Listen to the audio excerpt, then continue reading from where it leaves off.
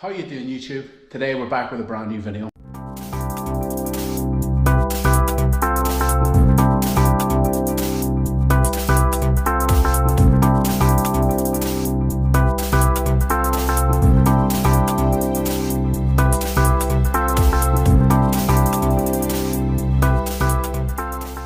So in today's video we're going to be building a media wall here. I'm doing it for a family member and it's going to be over a few days, but it'll be all together in one video. So I'm basically going to take you from beginning to finish and building a media wall. I'm going to remove this fireplace first, but I'm going to set you up in the stand here in the corner of the room and you can watch me.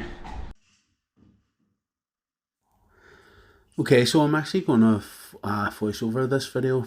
I think people might find this content a bit interesting, so if I do the voiceover and give more details about what exactly it is that I'm doing. So first of all, we're going to get this old fireplace took out.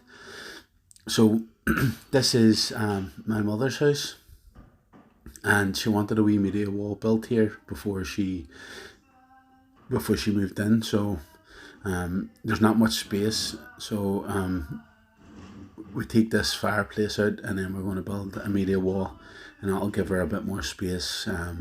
Basically, yeah, that's the reason we're doing it.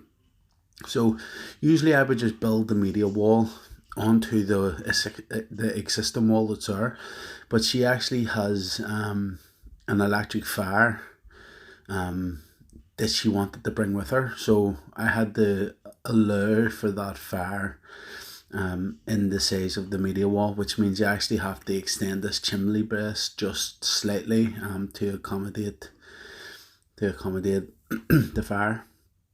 So what you'll see me do is I'm writing on the wall here and I'm just trying to work out measurements. I'll do this first. I'll give myself a rough idea. You see, I'm trying to find the center of the wall and then I find the center of where I want everything to be. So yeah, basically just working everything out here.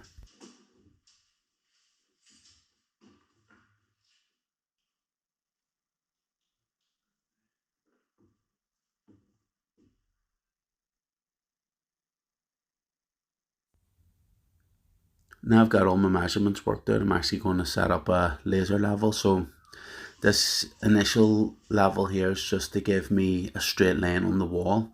This isn't to do with you know, setting out or anything, but you'll see here I actually just marked this laser line with a pencil, and that basically just means that I don't have to have the laser turned on the whole time. So I'll mark that pencil mark, so, and that'll give me the edge of the edge of my media wall basically. You see that we've cut a little bit, 2 bits here. That's the width of the media wall is going to be. So we'll put one on top of each other and then we measure up to see how high the bottom has to be. What we do with these, we don't want to screw into the ceiling if we can avoid it, so we'll just we'll prop this up basically. So you put the top and the bottom one and it wedges the ceiling one on, and then what we do is we'll fasten the ceiling one to the leg, and then the other leg that's against the wall we use an SDS, and we will put an SDS until we'll put the concrete screws into the wall, and then we screw it all together basically. And that's the best way I found of building these.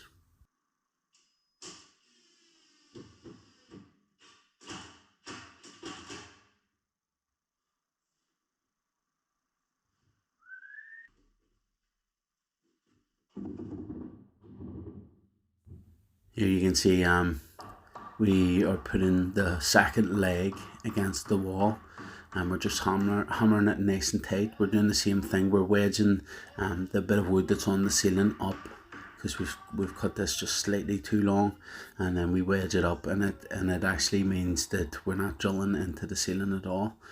And then, as I said before, we use our SDS drill We're just making sure everything's actually aligned. We've got our laser level sitting on the floor, and you can see it's cast in a line on the wall. Even though we already have the pencil line there, it's just a good way of making sure everything's right. You can see here I've got the SDS now, and I'm putting some concrete screws into their hex bit concrete screws, and they're 100mm. That's the screws we're using.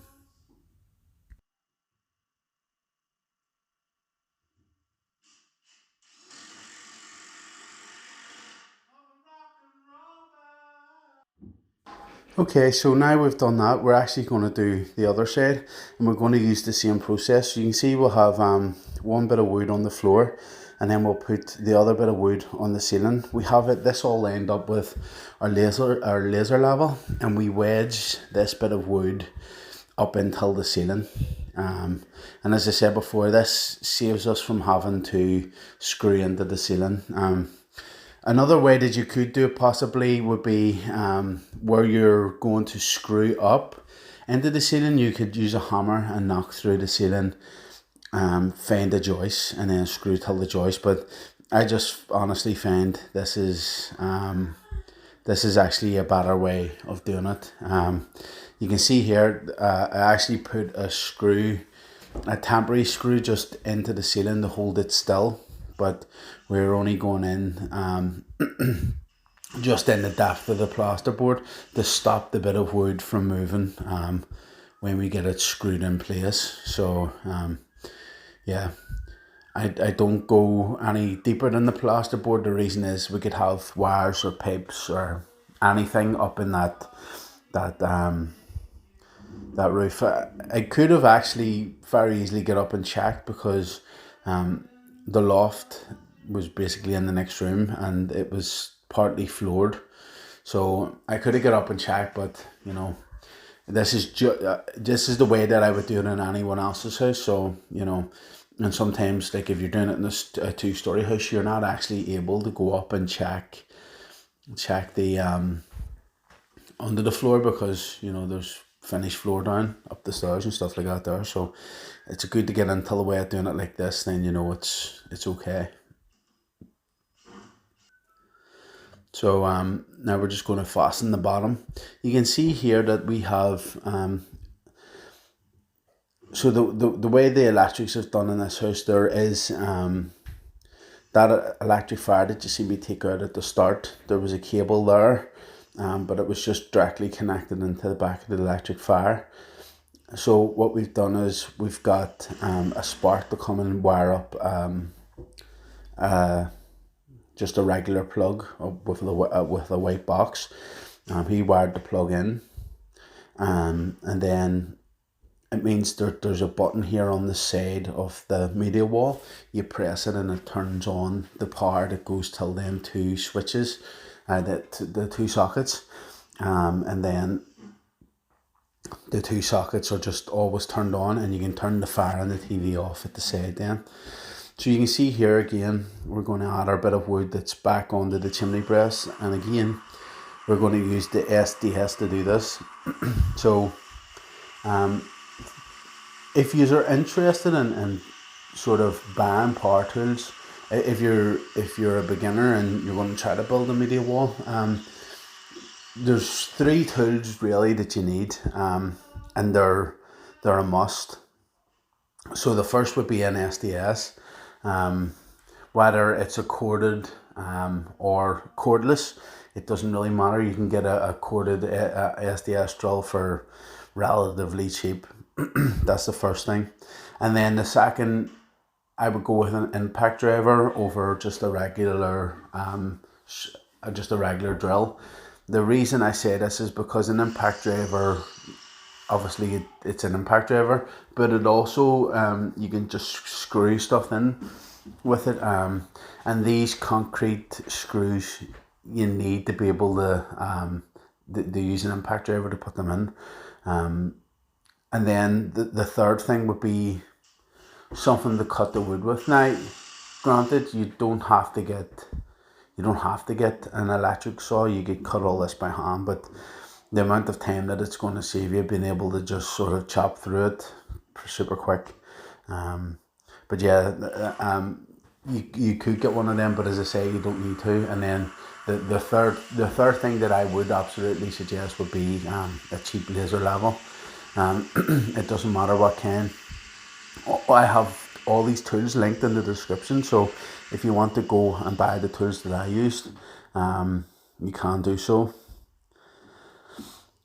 You can see here all the materials that I got for this are all sort of overbuy from other jobs.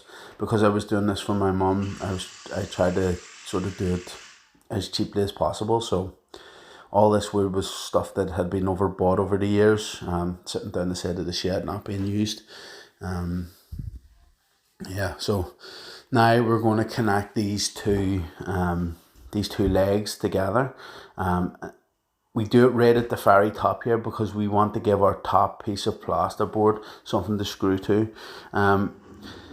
If you're working on your own, you haven't got somebody to hold one side, what you can do is you can put a screw in both sides. Just sort of, you'll see here where I put this screw here underneath the bit of wood. You can put a screw there just to hold the wood up until you get it screwed in. It's a good way to do it if you're on your own. You can also get like a plasterboard prop, and you can prop that bit of wood up, but I think putting a screw in it is a lot better than messing about with plasterboard props and stuff. And you maybe don't have a plasterboard prop if you're sort of just beginning, or it's your first time building a media wall. This media wall I was restricted with, as I say, in size because of the fire that my mum already had. So it had to be sort of, I had to be very specific in how I built it to make sure that that fire had fitted in. As I say, you could easily fit a 55-inch TV within just the footprint of the fireplace as it was, but yeah. So the next thing that we're going to do is we're going to set out a base for our fire. So I like to have the fire roughly about a foot off the ground. Again, we were very much it was very much dictated to us what height we could put this fire because of the cable that comes out of the wall here for the old electric fire. We had to, if we had to put it underneath that, it would have been too low. So we have to put it above it, and then that sort of puts it at this height. Yeah, but realistically, you can put it as high as you want it. Ideally, I like to have it around a foot, but just you choose how high or how low you want it.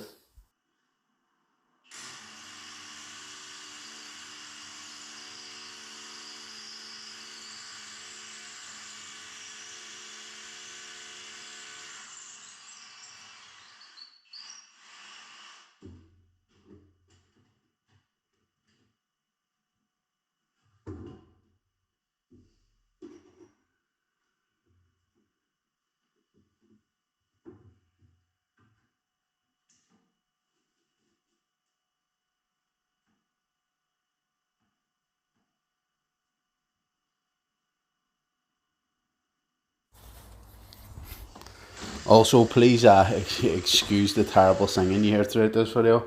I often shoot these videos and forget that the camera's set up in the corner of the room, so I'll just be singing away to myself. So yeah, apologies about that.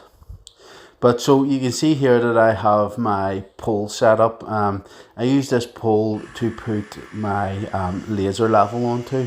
The laser level is magnetic and this pole's metal, so it basically gives you somewhere to set up your laser level.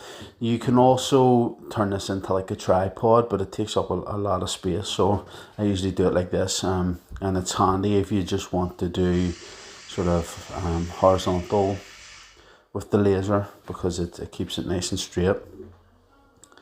So what we'll do is we've turned the laser on now, and we have it at the same level as that bit of wood we just fastened till the wall, and then we will use the level to set the level of this. So you'll see here, I'll get one side right, and then I'll get the other side right. It's pretty tight, so we don't need to actually set this on anything. But if you haven't left it too tight, then you know, again, maybe a screw underneath to hold it, something like that there. It's generally a good idea. So now we're adding our second batten, and this is going to be the top of the fire. So the top edge of the fire, this is going to be the bit that takes the plasterboard. When you're measuring out, you have to remember that when you're leaving the space that you're leaving enough space for the fire, but also, and more importantly, the plasterboard, and then your bead and your skim. So most people will allow for the plasterboard and for the fire, and then they put the fire in after it's plastered, and it's too small. What you have to remember is that you need to allow at least 3 mil for the plaster itself. I leave slightly more because I don't mind there being a gap around the fire. You don't want it to be too tight, and then you damage the fire trying to get it into the opening. So I'll leave it sort of just around 2 mil top and bottom, and 2 mil either side. So that would be 4 mil top, and then 4 mil till the side. And it's always a good idea to do this to save yourself the hassle of having to redo the whole media wall because you haven't measured correctly. So we can see here again, we have the laser level set up against the bit of wood at the back.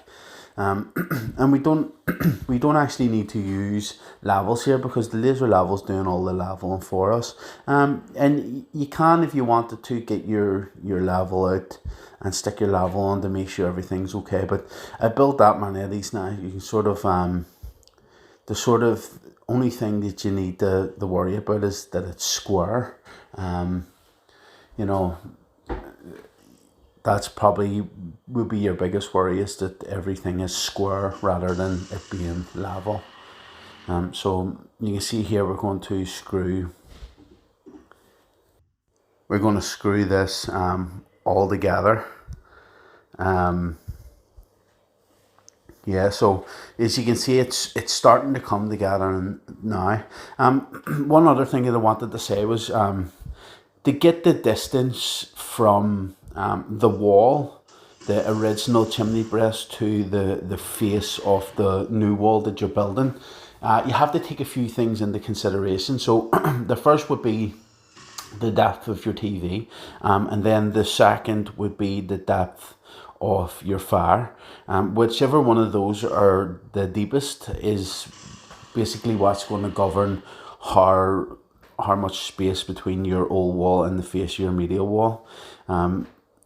What you can see me doing here is I'm measuring up for the TV. So now the TV is slightly smaller than the fire, so we're going to have to create another frame within this frame to allow for the TV to go into. So you can see here I'm actually just taking the measurements and I'm working it out. And a good thing to do is measure sort of top to bottom, left to right, and find your center. This laser level is good because it has sidewards and up and down, so horizontal and vertical. So you can see here I can just put the laser in the middle, and then I'm going to mark the horizontal and the vertical, and then we can use this center line to measure where our TV is going to sit.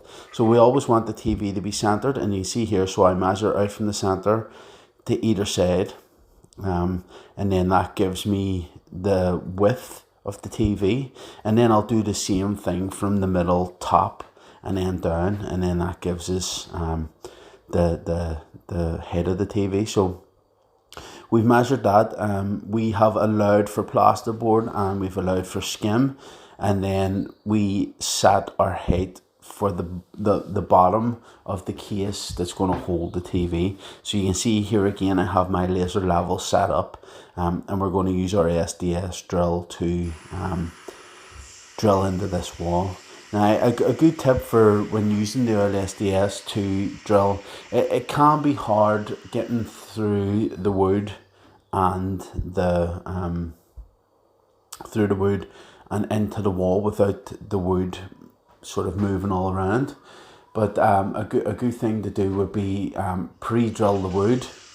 So use a wood bit to pre-drill the wood, and then mark through the bit of wood, take the wood away, and then drill through the wall with the SDS. But because we're plasters and not joiners, and the importance for us is getting things done quickly and properly, what we'll do is we'll just hold the bit of wood tight as we can to the wall, and just push the SDS through the wood and into the wall itself.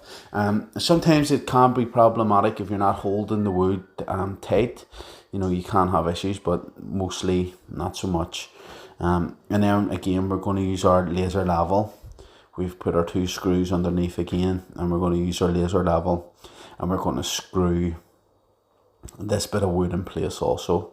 I've had people ask me on a few videos what is the tool belt that I'm using, and it's just I think it's like forged or something. It's one from Screwfix. I think it cost maybe 15 quid. And then I went and bought a couple of pockets to hold, a few extra pockets to hold screws and stuff. But yeah, it's just like a bog standard, cheap, cheerful tool belt. The only thing I really use it for is this kind of stuff and plasterboarding basically. So yeah. So once we got this screwed in, this is the base of where our TV is going to go. This will hold our bottom bit of plasterboard.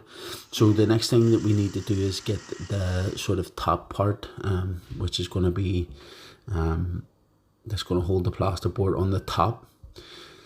So you can see again with the laser level, we're using up a few offcuts. That's the reason you can see why it's slightly too short here. I'm just wanting to use up a load of the offcuts from cutting the sort of lower bits, the lower sidewards, horizontal bits. And there's nothing wrong with that. So what I'll do is I'll put this bit in, and then I'll cut just a little bit to fill the gap there to the left hand side. Once you get a bit handy with the SDS drill too, you do get better at making sure that it doesn't hop all over the place, but there can still be a bit of movement, so you just have to be sort of careful with it.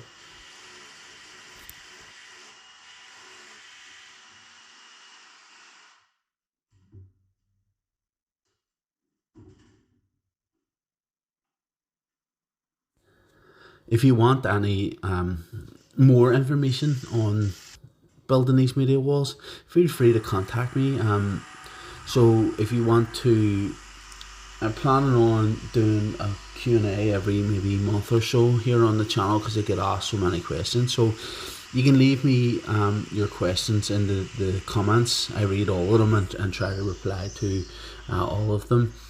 Or you can hit me up on social media, on my Facebook or Instagram, or even on TikTok. And yeah, I'll get back to you.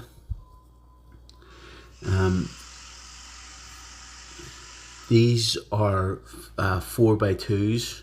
The timber's 4x2, well 4x1.5. Yeah, so basically that's the wood we're using, and then we use a 1/4-inch plasterboard for the plasterboard. And as I say, it was all stuff that I had left over from jobs.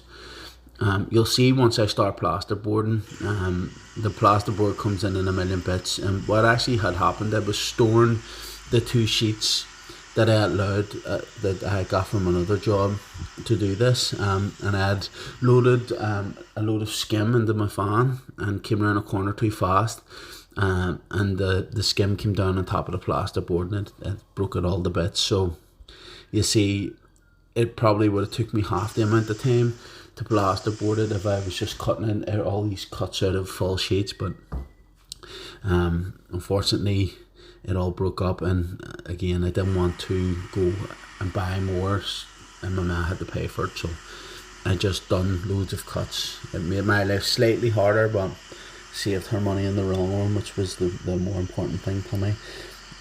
But yeah, ideally you're wanting to cut this all out of full sheets basically.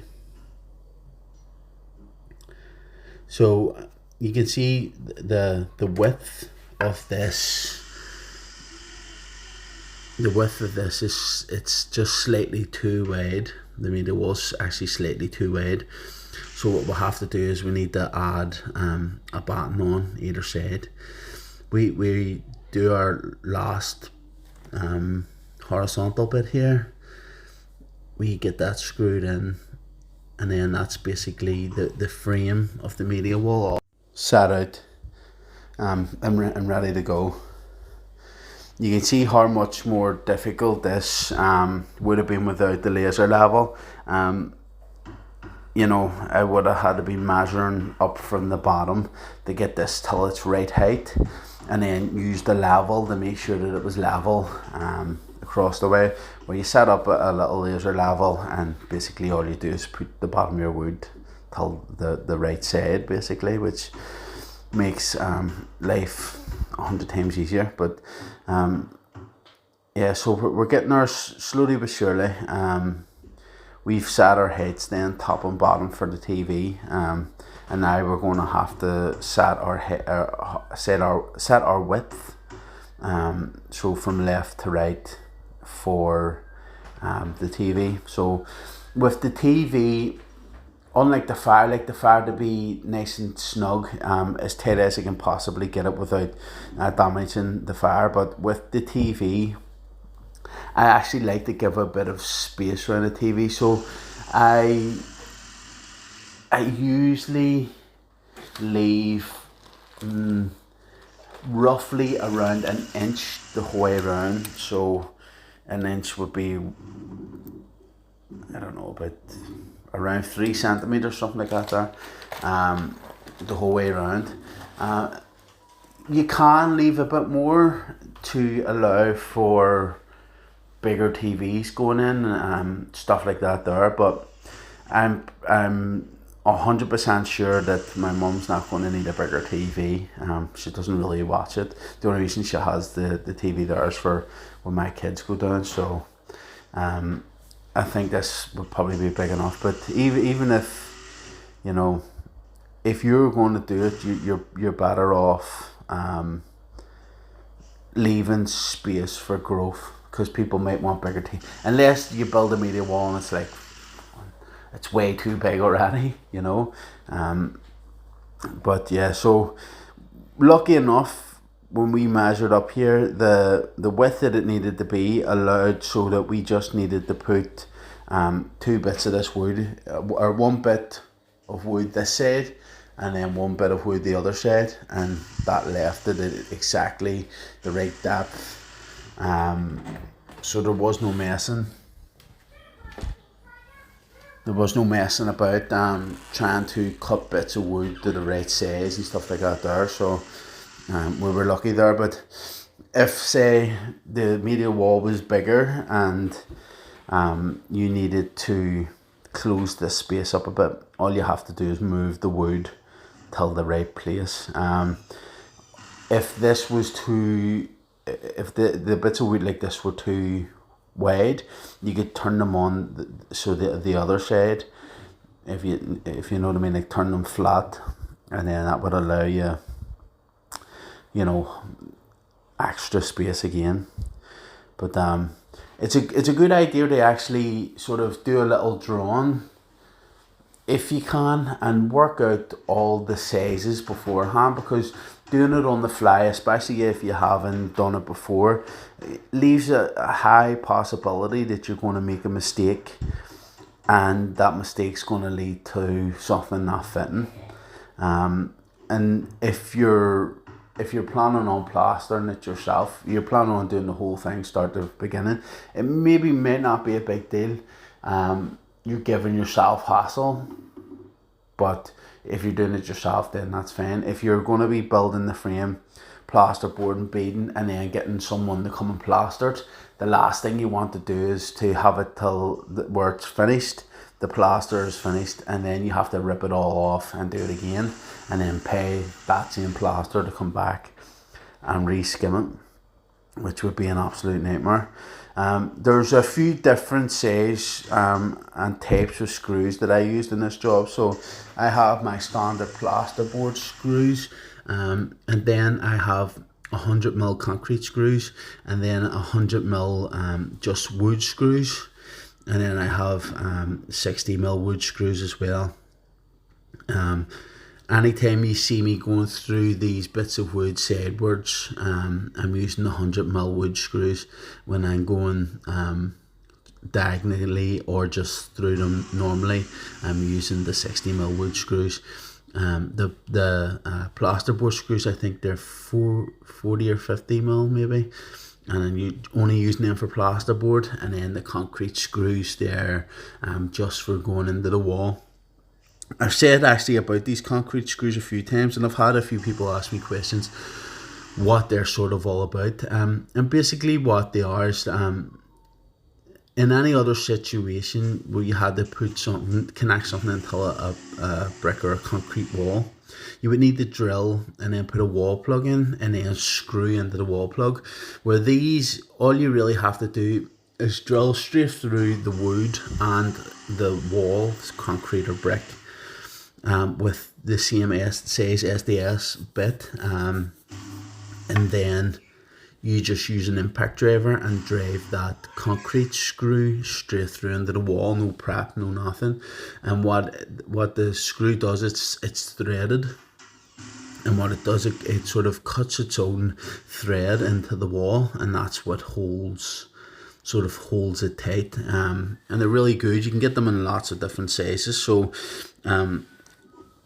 if you're working in like older houses that are just like a single a solid wall, and it's like a single brick between the each house, you can buy the smaller ones that I think they're not that big, but they don't actually go they're not even the width of a brick, so you don't have to worry about blasting on through it until the next door neighbor's house, which is good. So we're just adding all the finishing touches here now to the frame. We're getting everything screwed up tight, and we're making sure everything's right. So the bits that you can see me doing here is I'm connecting one leg, the outside leg here that you can see me screwing into, till the inside leg that's SDS connected to the wall, and we're using two bits of wood, so one about 2 foot up from the ground, and then another one from between 1 foot and 2 foot down from the ceiling. And what this does is it stops any movement of these sorts of these bits of wood from moving in and out when you lean against them. So you can see here I'm doing the other side now, and this is just basically to strengthen them. You need to do this because if someone falls against this wall, there's a high possibility that you could just snap these bits of wood. Not that anybody would be falling against it, but just sort of, just in case, you're always better doing it.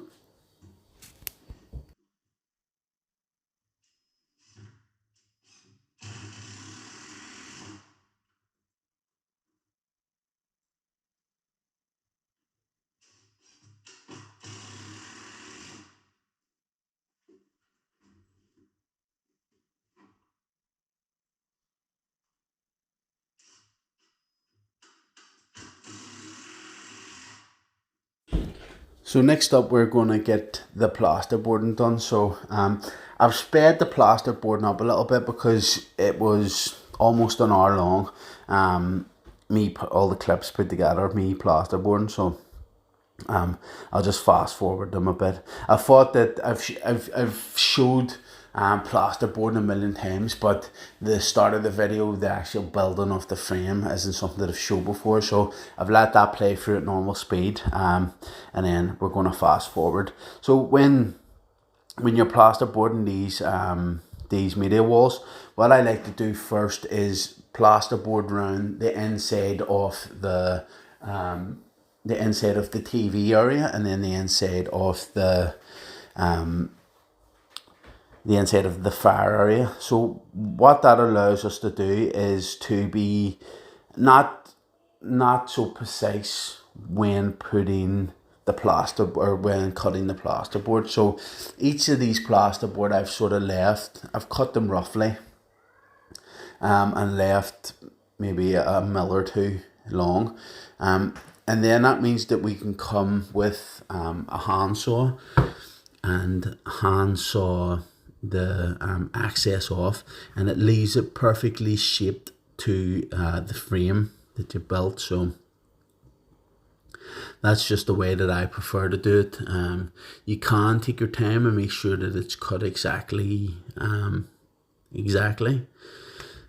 but because we've built this frame, we know that everything's sort of spot on. So we could have measured it exactly, and we wouldn't have probably had to do much cutting, but it's just the way I prefer it. So you can see here all this plasterboards and bits, and as I said earlier on, that was because it had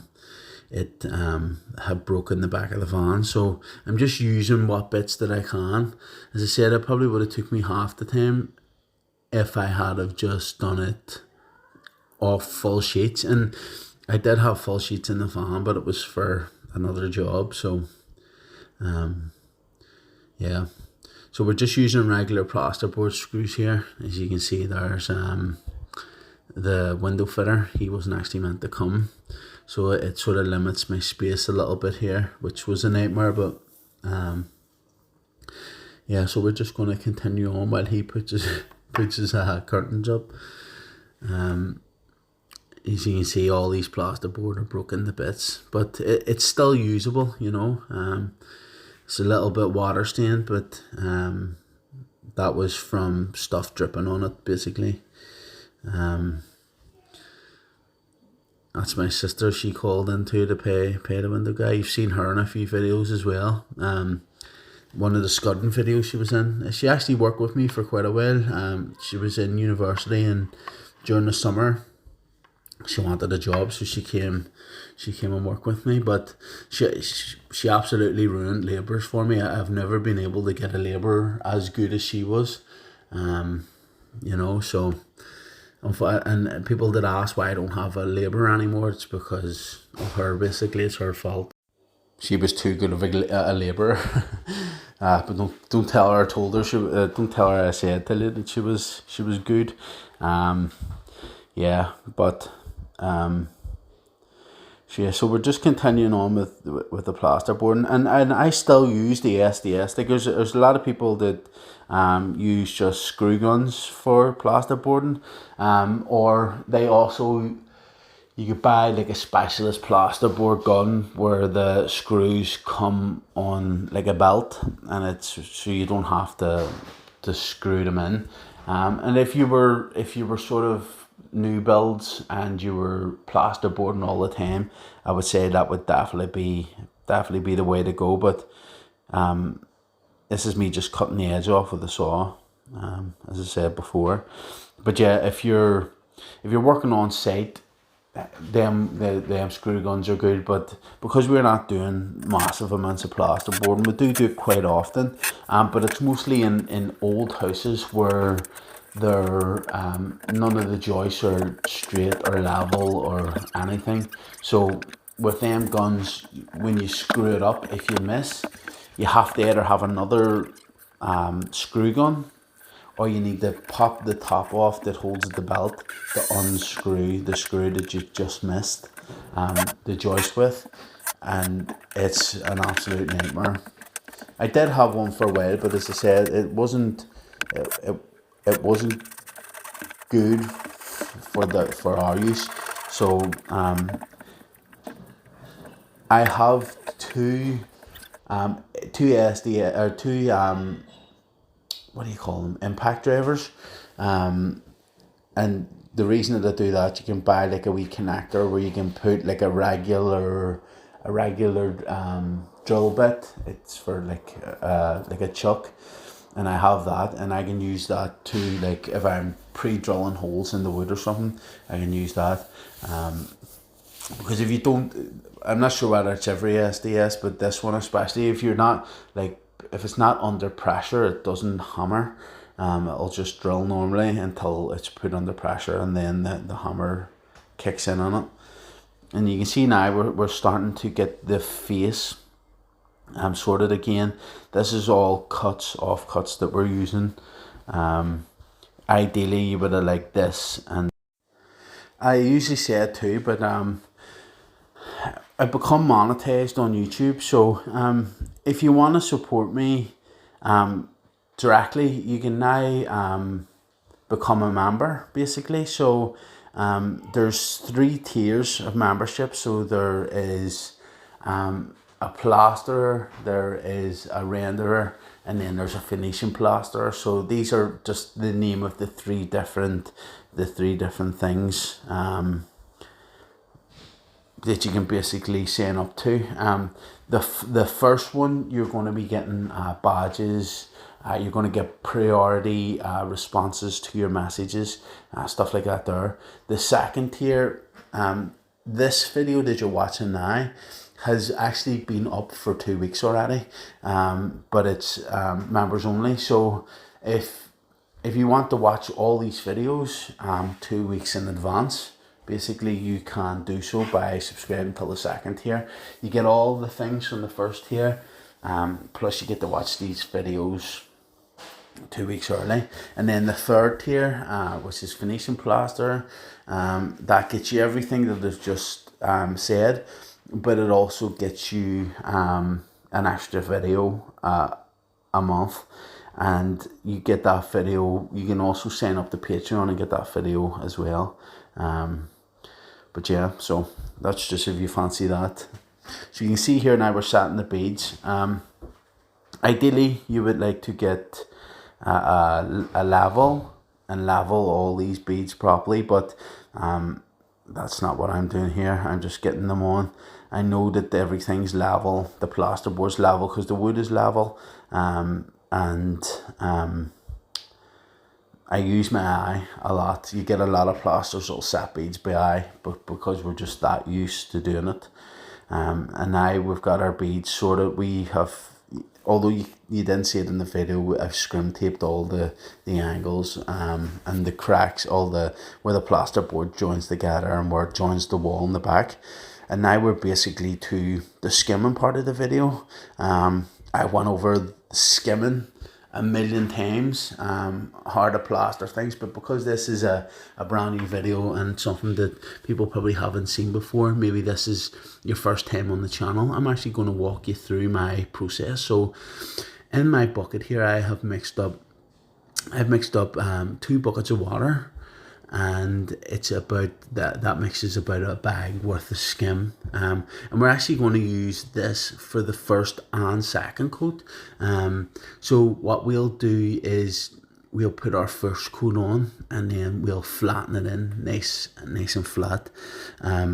There are sort of a few ways of thinking about it. Some people think that doing it this way, both coats out of the same bucket is technically one coating, but I don't think so, and let me explain the reasons why I don't think so. So firstly, you're putting your skim onto the wall, you're flattening the skim out till about 1.5 mil thickness, and your air is drying that plaster. The second you apply it, it's starting to dry it. So your plaster's already starting to settle or starting to dry on the wall.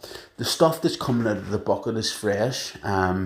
So I put this on, I leave it a few minutes, I flatten it out, and then I go with the second coat out of the same bucket. And I honestly feel like that's 2 coating. Now, there's some things that I wouldn't do it on. Like, so if it's anything over sort of like if it's anything over like a bucket for the first coat and a bucket for the second coat, so one bucket of water or a half a bag.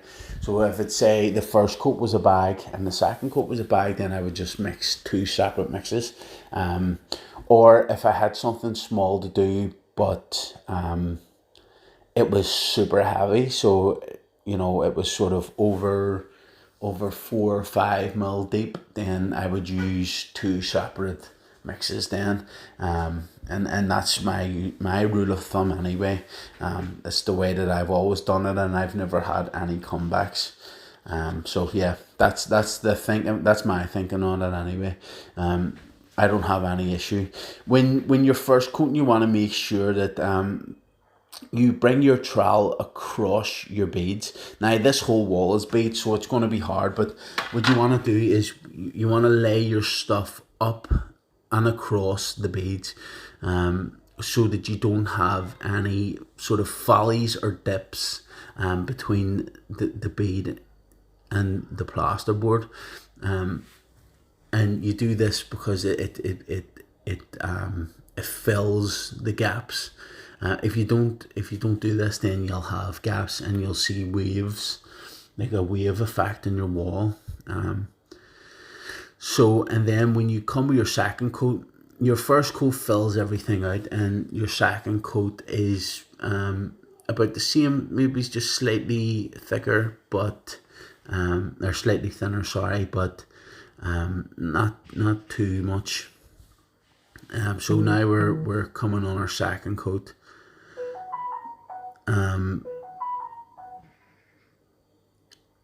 Yeah, and we're just getting the second coat on basically. I didn't even know what I was going to say there.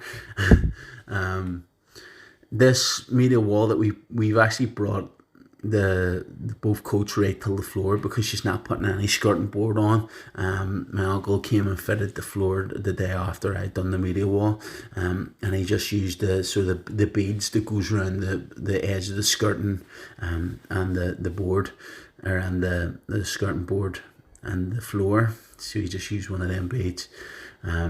When we are second coating, we're making sure that we keep everything nice and smooth and flat with no big lines or bumps in it. We do this basically so that we can make sure that it's not bumpy. The flatter we can leave it right from the very start, the better it's going to finish basically. If you leave big welts and bumps and marks and things in your first coat, they're going to show through. Or in your second coat or your first coat, they're going to show through. It's the same if you're doing it two separate buckets. If you leave your first coat big ridges or lumps or bumps, you don't close your first coat in properly, then it's gonna show through in your second coat, and it's gonna leave really messy, untidy work. So we're getting till the end of this video now. The next thing that we do after we first and we second coat is that we close in. So we'll take a minute or two and we'll just come round the plaster while it's still soft before it sort of hardens up, and we'll just put a little bit of extra effort into getting it flat. The video after this one, you're going to see the importance of that. The video is sort of like a bigger job. We had to skim an attic room all in one hit, and you see that I actually struggle quite a bit. And the thing that saved me was coming back and closing that stuff in before before it got too hard. So I had 3 walls on, and I went back and felt the wall and it was starting to tighten up, so I closed it in, and that actually saved me from losing that set. Now, you're always going to have trouble plastering. Plaster is a fickle thing. It's a lot of the time it's unpredictable, especially when you're working not in perfect conditions. If you're not plastering over the top of plasterboard and it's not the exact right temperature in the room, you know, it can be very unpredictable. Like that, the job that I was talking about there that almost run away from me. That room was super warm. Yeah, and that sort of set the plaster off quickly. I have some cement in this stuff, and when I say some cement, I mean like 2 handfuls of cement. So what cement does, it helps it's the set a bit quicker. You don't have to if it's your first time. I would actually advise against it because it will make it set probably way too fast for you. But because this is really small and I know I'm not going to struggle, I've got some cement in it just to speed the process up a little bit. This is me closing it in. I'm just using my trowel and I'm getting it flat. If we do this now, it works into our process. So now we're going to use our cutting trowel. So what our cutting trowel is a trowel that's relatively new. So I've had this one roughly 6 or 7 months, and it's starting to get to the point where it's not actually good for cutting anymore. But we need it to be a part worn. Prima shape is what I use. I'm sure there's other brands, but you want it to be part worn. You don't want it to be brand new because then it's too blunt. So the part worn ones is just blunt enough. And we use this to color plaster. So we use lots of pressure and we use moisture. You'll see me doing my water brush is a horsehair water brush. And what I do is I agitate the face of the plaster with the water brush, and it's sort of like sponging a little bit. But I agitate it and then I cut with nice hard pressure all the bumps out of the plaster, and that's why it's important to close it in first, so that you're not cutting massive big bumps out of it, that it's just the smaller stuff. Again, all these tools that I'm using, so my hawk, which is the thing that I put the plaster on. When I take it out of the bucket, I put it on that. My bucket scoop, my trowels, my brush. You can get all these on Amazon. They're affiliate links. They're in the description. You click on the affiliate link for, say, the water brush, you buy it and I get a small percentage. Even if you don't buy it but go on to buy something else, they still give me a percentage of whatever that is. So it's a good way of supporting me without actually having to support me.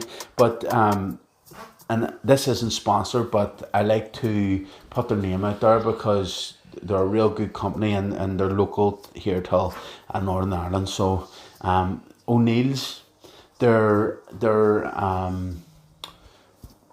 sell sort of like all sorts of tools, but what I find best is their plastering tools. So I get my trowels, and I get my water brush. I got my stilts for doing sealants, basically everything. My big water bucket and stuff. And they're all the tools that I have linked in the description. Most of them are from O'Neill's, but if you want to go to O'Neill's website itself, you actually can get everything cheaper. So the likes of this horsehair brush that I'm using, it's actually a few pounds cheaper if you go to their website. Again, not sponsored, would like to be, but not sponsored. And they deliver, because they're on Amazon, they actually deliver to Milan, UK, everywhere. So if you're going to order directly from them, make sure to mention Surgeon or Plaster on YouTube channel, and let them know that I sent you. And maybe we can get a sponsorship going in the future. Be nice. But yeah, so they sell stilts, and that's where I got my stilts. My stilts, I think I paid £350 for them, around 7 or 8 years ago, and they're still going. And I'm not as heavy now, but as you could see in probably some of the other videos, I was up till almost 150 kg, which is mental. And them stilts, I think them stilts were rated for 90, 95, something like that there. So they were carrying almost 50 kg more than they should have been for the best part of 6 or 7 years. And it gives you an idea that their stilts are rock solid, and all their tools really, like, there has never been a tool that I bought from them that I haven't been 100% satisfied by. The only thing that I wasn't happy with was they sold a bucket scoop, and it was like it looked a little bit like a ladle, and that broke within 2 or 3 weeks. But other than that, everything's been rock solid. The horsehair brush that you can see me using here, they're very hard to get. All the brushes you can get from Amazon, places like that, they're all synthetic brushes, which are crap compared to these horsehair brushes. So, and anybody that's seriously like are serious plasters, the horsehair brushes is what they're using. So now we've got our cut done, we're going to do our final trowel. So it's our flexi trowel. This is a Rafina Super Flex 2. You can use any flexi trowel that you want, but this is the one I use. It's rock solid. I love it. So yeah, it's we're putting lots of how we work out when we're going to flexi. So you'll see, maybe not be able to see, but it'll be like a matte grey, and then you'll see wee black dots starting to show through the grey, and it's setting. That's the plaster setting. So when it gets to that point, that's when you give it its last trowel. We're using lots of pressure and lots of water to stop it from tearing. And if you haven't got all these different trowels and you're a beginner, because this is what most people are going to be, buy a Marshalltown Prima Shape. Don't buy any other trowels. Buy a Marshalltown Prima Shape.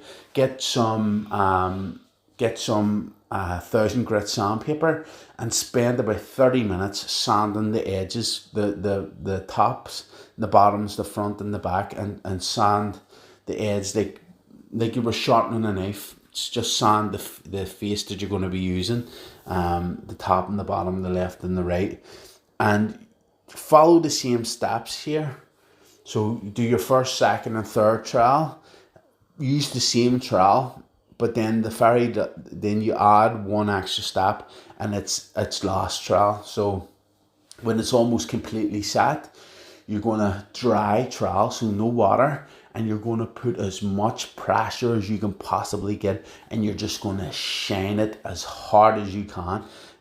What I'm doing with a flexi trowel is that step, and it's easier to do it with a flexi trowel because you can put excessive amounts of pressure on it, and you can do it a bit earlier. And then but yeah, if you don't have all these different trowels, just use the one trowel, and that's it basically. I don't really know, there's not much more to say. Just make sure to clean all your beads. That's enough.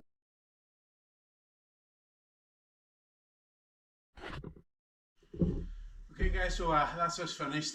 As you've seen, we've built and skimmed that middle wall. I think it looks pretty good. There's a few wee bits that just didn't see me do. So the electrician came and he fitted this. He fitted the switch there. You can see it just sitting in that hole. But yeah, basically that's it. If you want to support me, check out my Patreon. Check out my Amazon affiliate links, and also you can subscribe now on YouTube. Subscribing on YouTube will get you an extra video a month, plus all these videos 2 weeks early. Yeah, check out my social media, my Facebook, Instagram, TikTok, and that's it for this video guys. Thanks for watching. I'll see you in the next one.